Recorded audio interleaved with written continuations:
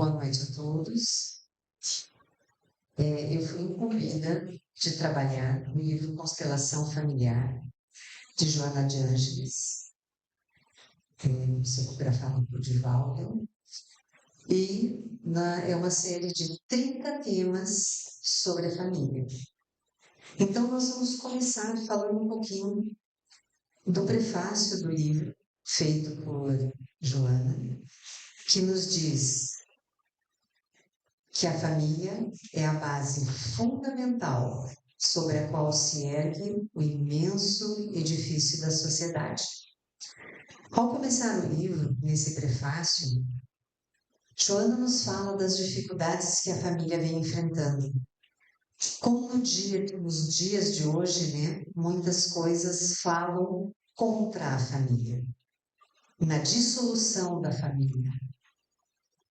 As pessoas acabam achando que a família já não tem importância dentro do rol de desenvolvimento humano, e nós temos acesso hoje, através da internet, das mídias virtuais, de tantas informações que falam contra a família. Mas Joana, então, depois de falar de todas as dificuldades que a família enfrenta no dia a dia, ela vai bater e vai conversar e vai falar o tempo todo sobre a importância da família. E o tema de hoje são os primeiros passos. Eu achei essa imagem muito linda e é uma imagem que reflete justamente a importância e o valor que a família ganha quando ela está unida. Mas por onde começa a família? Onde se dão os primeiros passos da família? O lar é o celeiro de bênçãos, no qual se coletam as informações e a vivência edificante, tornando-se primeiro núcleo de socialização da criança, que aí aure as experiências dos ancestrais, adquirindo os hábitos que deverão nortear a sua caminhada existencial. Primeiramente, parece sim uma frase de efeito e parece difícil da gente entender como essa criança vai desenvolver toda a sua existência a partir da vivência que ela vai ter dentro do núcleo familiar. Porque o núcleo familiar não é só um núcleo familiar. O núcleo familiar, ele nos traz experiências ancestrais que vieram até nós por intermédio de outros espíritos irmãos que acompanham a nossa caminhada. A família é, sem dúvida, indispensável recurso psicológico do conhecimento, da experiência para uma jornada feliz na sociedade. Mas quem escolhe a família? Como se escolhe a família? Será que nós temos escolha? Será que cada um de nós aqui escolheu a sua família ou foi escolhida por ela? Então aqui nós vamos começar a pensar e fazer a reflexão sobre a família. Como é a formação da família? Onde estão realmente os primeiros passos que nos levam a uma família? E essa imagem me tocou particularmente porque eu entendi através dessa imagem toda que está aí, que a família é um processo de formação, mas ela é muito complexa. Não é simples, não é assim, vou namorar você, a gente casa, vai ter filhos e está formada a nossa família, em hipótese alguma. É um processo muito complexo. Segundo, envolve um número muito grande de compromissos, que ninguém se iluda que veio para participar de uma família. Nós viemos por uma construção contínua, perene, na qual um depende do outro. Possuem objetivos a serem cumpridos. Todo mundo veio com uma lista de tarefa. A gente não veio com uma tarefinha só, não. Não é só ser filho, não é só ser pai. Não. Nós trouxemos uma lista tão grande de tarefas que precisam ser cumpridas que vocês não têm ideia. É uma programação. É uma programação contínua. E ela depende de cada um, mas também depende de todos. Então, agora eu queria que vocês olhassem para essa imagem e dentro dessa imagem percebessem que quando a gente faz uma formação para salto de paraquedismo, como está acontecendo aqui, é um grupo formado, uns descem antes, outros só vêm depois, alguns já descem com as mãos dadas, outros vão se reunindo na medida que essa descida vai acontecendo. E eu diria assim, por mais paradoxo que isso possa parecer, que ninguém cai de paraquedas na família. A gente parece que vai cair de paraquedas, mas a gente não cai. A gente cai em formação. A gente cai em um processo contínuo de trabalho e de desenvolvimento espiritual. Para Joana de Ângeles, o grupamento familiar não é resultado casual de encontros apressados no mundo físico. Eu olhei nos olhos dele, ele olhou nos meus olhos e a gente se apaixonou para a vida. Ledo engano. Havendo ocorrido nas esferas espirituais antes do renascimento orgânico, quando são desenhadas as programações entre os espíritos comprometidos, positiva ou negativamente, para ajustes necessários ao progresso a que todos se encontram submetidos. Analisando-se, portanto, as necessidades evolutivas, aqueles que se encontram com responsabilidades a cumprir, juntos constatam a excelência do cometimento que lhes ensejará reparação e crescimento intelecto-moral, em face dos erros transatos, dos erros antigos, facultando-se a tolerância e o perdão das ofensas como fundamentais para a aquisição da harmonia. São palavras densas, são complicadas, mas resumindo, ela nos diz assim: nós não viemos nos encontrar aqui na Terra, nós já nos encontramos antes de vir. Nós já nos comprometemos, nós já criamos as nossas condições de trabalhar juntos.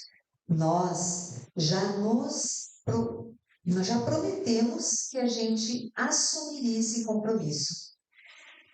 Só que esse compromisso, muitas vezes, ele acaba não sendo cumprido da forma como a gente combinou lá em cima. Nós somos craques em quebrar regras, em deixar para trás os nossos combinados. Então, muitas vezes, as pessoas vêm até bem intencionadas para cumprir aquilo que pretendia fazer aqui na Terra. Mas, de repente, nós encontramos algumas facilidades que são dificuldades, que nos criam dificuldades. Nós começamos a participar de ações que são muito fáceis. É muito mais fácil a gente namorar, beijar todo mundo, ficar com qualquer um, do que a gente se preservar para esperar aquela pessoa com a qual assumir o compromisso. É muito mais fácil desistir da caminhada porque aquela pessoa que eu precisava caminhar com ela, é meio difícil, né? A outra é muito mais legal. Então a gente vai e se acomoda numa outra relação que não era aquela que estava prevista e que não vai dar certo e que não dá continuidade depois. Eu me lembro de um acontecimento, de um fato, de uma pessoa que tinha um casamento muito, muito, muito, muito difícil, sofrido, doloroso, e que essa pessoa chorava muito e ela estava muito abandonada, né? Na época eu não tinha como ajudar essa pessoa porque eu era muito nova, mas eu me lembro da história. E a gente dizia para a pessoa: mas por que você não larga? O cara traz, te atrapalha, te incomoda, judia de você, porque você se mantém com essa pessoa. Larga a mão, vai cuidar da tua vida. Essa pessoa nunca desistiu, nunca. Passou anos e anos da vida dela cuidando daquele, entre aspas, daquela pessoa difícil e foi até o fim nesse compromisso. E depois, né, vivendo dentro do Espiritismo e entendendo o que é um compromisso familiar, hoje isso tudo faz sentido na vida daquela pessoa. Ela foi firme, ela foi até o fim e ela segurou as pontas.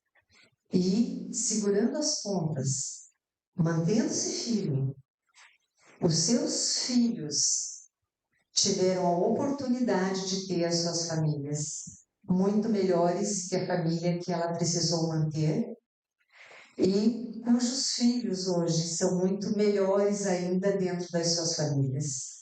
Olha como isso tem uma consequência enorme, como vai muito mais longe do que aquilo que a gente está enxergando, do que a gente pensa que é.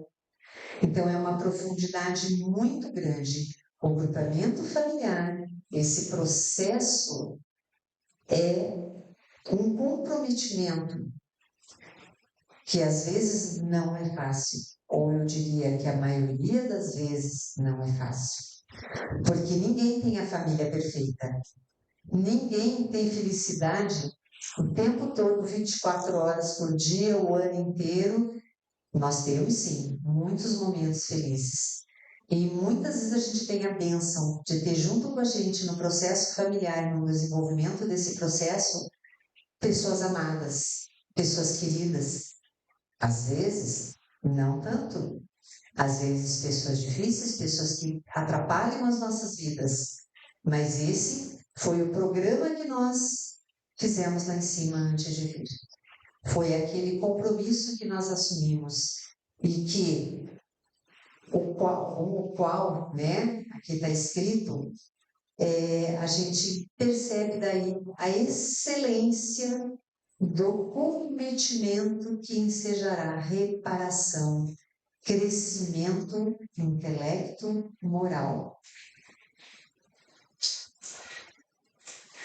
Joana passa muito tempo do livro lembrando que nós acabamos por fazer opções que às vezes são mais fáceis, mas que não nos levam àquele cometimento que está escrito na frase anterior. Então, o que acontece numa sociedade imediatista? Numa sociedade em que a gente busca o prazer a qualquer custo, em que as pessoas não têm mais resiliência, em que as pessoas não querem mais passar pelo processo, elas querem mais fácil.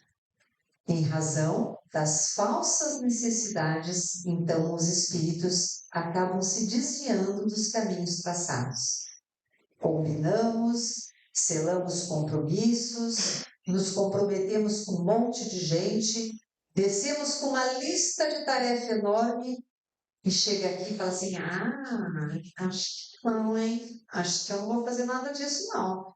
Eu acho que eu vou viver com os meus irmãos, vou montar uma república, a gente vai viver todo mundo junto, viver de qualquer jeito.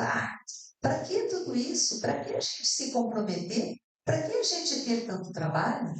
E quando eu faço isso, eu me desvio daquele caminho que tracei e deixo de lado os compromissos que eu assumi.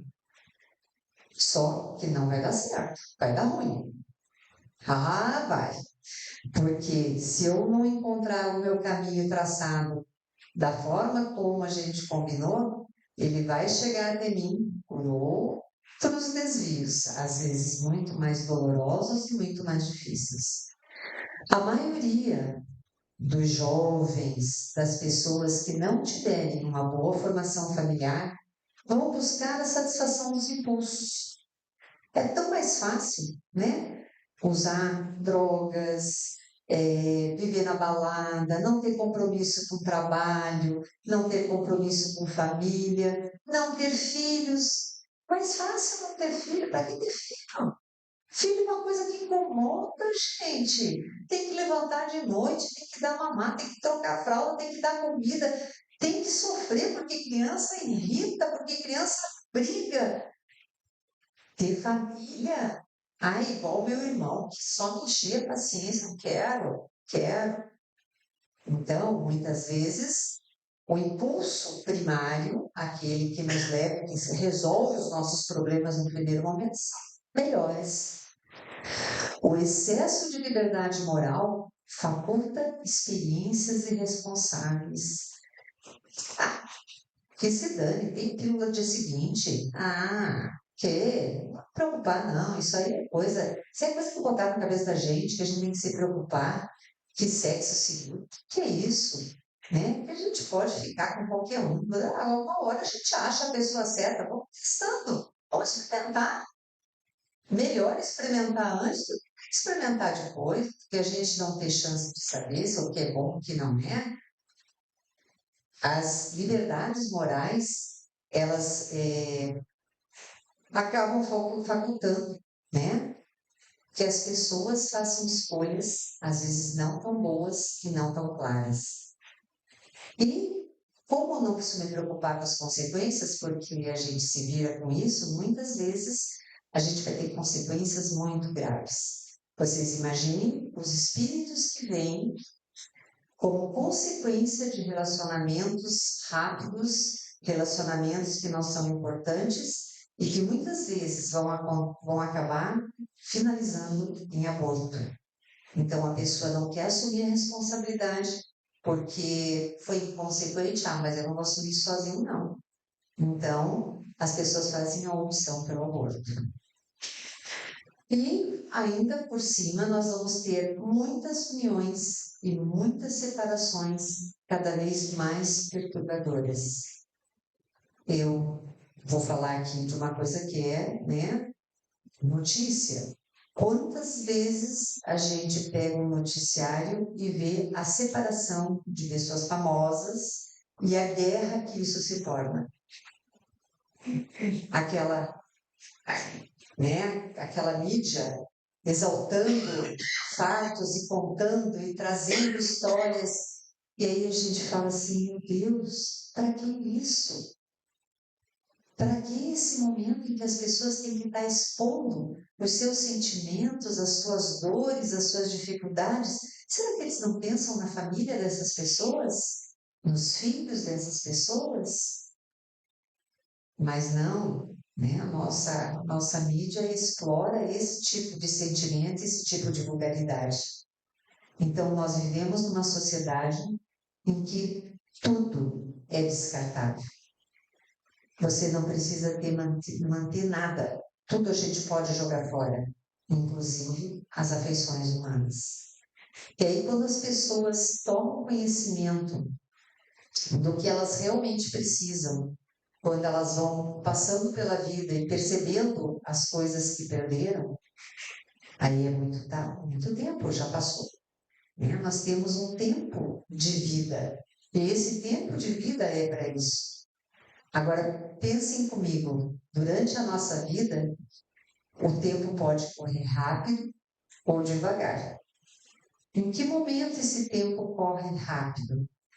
Quando a gente tem ações prazerosas, quando a gente está se divertindo, quando a gente está fazendo alguma coisa que é gostosa. Eu vou tirar um soninho depois do almoço, parece que aqueles 15 minutos não duraram nem 2. Que é isso, gente? Está só muito rápido, né? Agora, quando a gente está doente na cama, o tempo não passa. O tempo demora, delonga e você não consegue mudar aquela situação, né? Para quem teve ultimamente dengue sabe o que é isso. Quanto tempo que leva a passar uma doença, uma dificuldade, um problema familiar, alguma coisa que está acontecendo. E aí a pessoa chega na velhice e ela olha para trás e fala assim: nossa, meu tempo já passou. Não tem como eu ir em busca desse tempo que ficou lá para trás. Eu deixei o tempo passar e não aproveitei para fazer todo aquele trabalho que eu vim para fazer, que é a questão da família.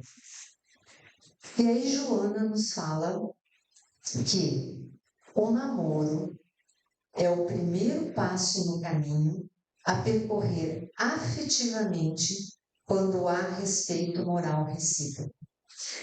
Parece uma coisa antiquada a gente falar em namoro, em sexo pós-casamento, em afetividade em primeiro lugar, antes das relações sexuais. Mas daí Joana coloca essas informações de uma forma muito precisa. Ela nos diz que quando a gente desenvolve o afeto, é através do afeto que nós construímos a família. E embora seja essencial a união sexual para a construção da família, né, é o amor que precisa prevalecer antes de qualquer outra ação. Na primeira fase, ocorrem os fenômenos relacionados às necessidades afetivas, sem impulsos primários, nascidos no reconhecimento espiritual do outro. Quando nós nos damos a chance de nos conhecermos e de conhecer as pessoas que caminham à nossa volta, nós vamos construindo com essas pessoas os laços de reconhecimento espiritual, que não é só do casamento, é da convivência que a gente tem com todas as pessoas que estão à nossa volta.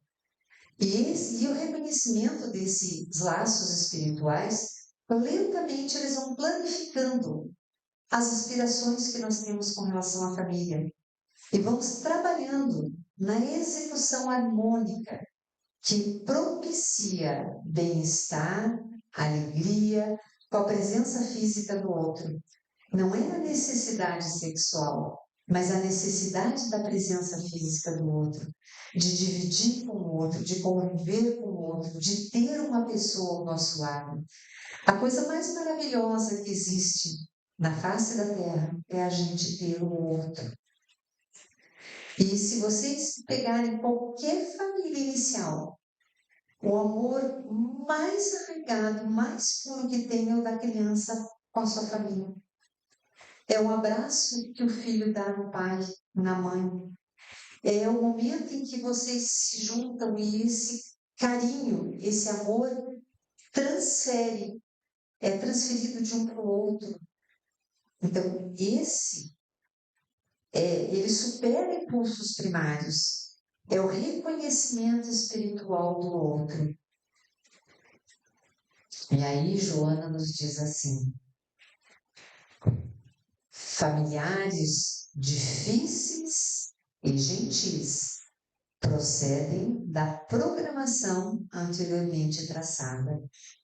Então, nenhum de nós caiu daquele paraquedas sozinho. Nós fizemos aquela combinação, nós nos reunimos, nós fizemos aquela formação e viemos juntos, para o bem e para o mal.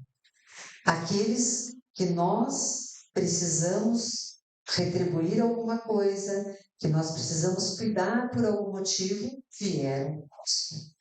Aqueles de quem nós precisamos na nossa caminhada também vieram conosco. Só que a gente pensa assim, não, a gente encontrou aqui na esquina ali, não foi? Não conhecia antes. Conhecia sim, ó, de longa data. Esses combinados que nós fizemos são programações importantíssimas para o nosso desenvolvimento e para a nossa evolução durante a nossa caminhada. E essa evolução, ela depende do processo de cada um. Lembra o que eu coloquei lá na frente? É cada um e todos. É cada um fazendo o seu papel e todos juntos também cumprindo esse papel.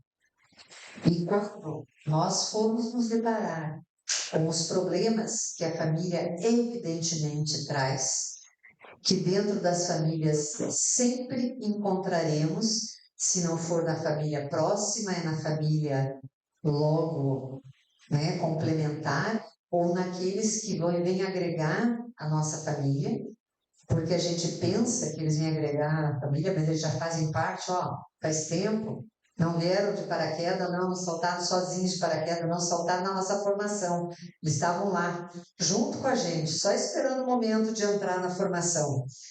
Então, quando esses parceiros trouxerem os problemas que a gente, consequentemente, vai buscar e vai encontrar, a consciência do dever, daquela historinha que eu contei, né? Aquelas pessoas tinham consciência do dever e se encarregará de orientar o comportamento de ambos, aqueles que se encontram em favor do êxito do empreendimento familiar. Então, Joana é muito clara nesse capítulo.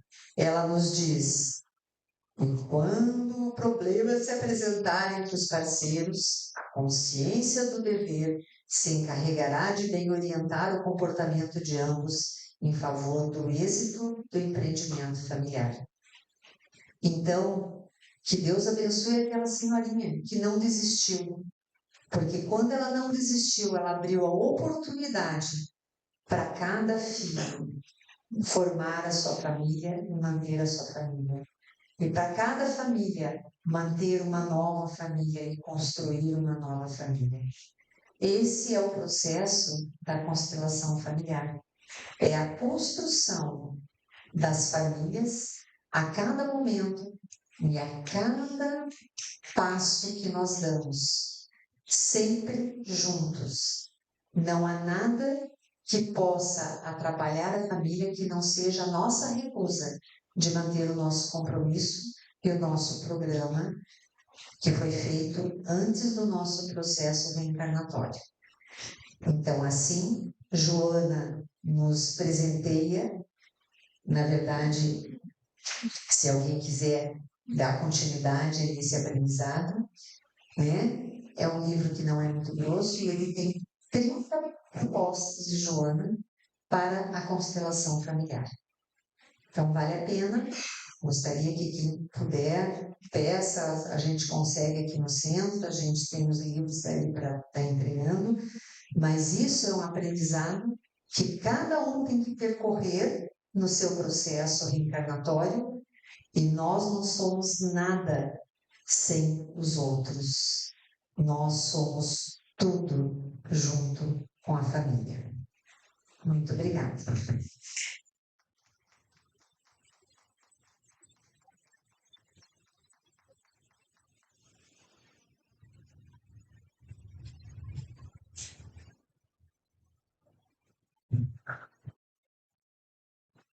A Emilda me fez lembrar uma palavra, não sei se alguns conhecem, que significa Ubuntu. Não sei se alguém já ouviu falar. Mas Ubuntu é uma filosofia africana que significa sou o que sou porque somos todos nós. E quando a gente fala de Ubuntu, aqueles que tiverem interesse, pesquisa, é muito bacana, mas ele é uma filosofia africana. E conta uma história que existiu um antropólogo que foi estudar essa filosofia, e a hora que ele chegou numa tribo, ele pegou um cesto de doces e propôs para umas crianças uma competição. Colocou o cesto e falou assim, eu vou contar até 3. A hora que falar 3, vocês, aquele que chegar primeiro, ele pega o doce e come, né? Vai ganhar a cesta. E aí, a hora que ele contou 1, 2, 3, as crianças deram a mão e elas correram juntas e pegaram o cesto juntas e comeram juntas. E uma virou para o outro e falou assim, tio, como uma de nós poderíamos ser felizes comendo doce se as outras iriam estar tristes? E aí, quando a gente olha para essa caminhada nossa, realmente não é simples. A gente tem muitos desafios, mas que a gente possa realmente entender que nós não vamos sair desse mundo se, enquanto tiver um ser humano para trás, a gente também vai continuar estando aqui nesse mundo, né? Então, que nós possamos ser realmente esse instrumento que Deus espera de nós para conseguir fazer com que esse mundo se regenere e que nós possamos evoluir enquanto planeta. Então, nesse momento, queria convidar todos para seguir em reflexão, para que nós possamos entrar lá em paz, em harmonia, Pedir para que Deus e Nossa Senhora acompanhem sempre os nossos dias, que nós possamos estar de coração aberto, refletindo lá dentro do seu íntimo. Cada um sabe daquilo que precisa e Deus sabe de tudo que nós precisamos. E ao mesmo tempo em que nós, às vezes, achamos que precisamos de algumas coisas e que, às vezes, a gente nem sabe que aquilo nem é o melhor para nós. Então, que nós possamos ter confiança em Deus e pedir discernimento para quando as coisas acontecerem conosco, que na hora, às vezes, a gente não entende o porquê, mas que peçamos, então, para que Deus nos ajude a entender o que é a melhor aquela escolha para nós. A semente que escolhemos ela é da nossa proposta, mas a colheita é garantida. Que Deus possa nos abençoar a cada escolha, no dia a dia em que vivemos, onde temos tanta competição, tantas guerras, tantas pessoas, às vezes, com falta do seu Deus interior.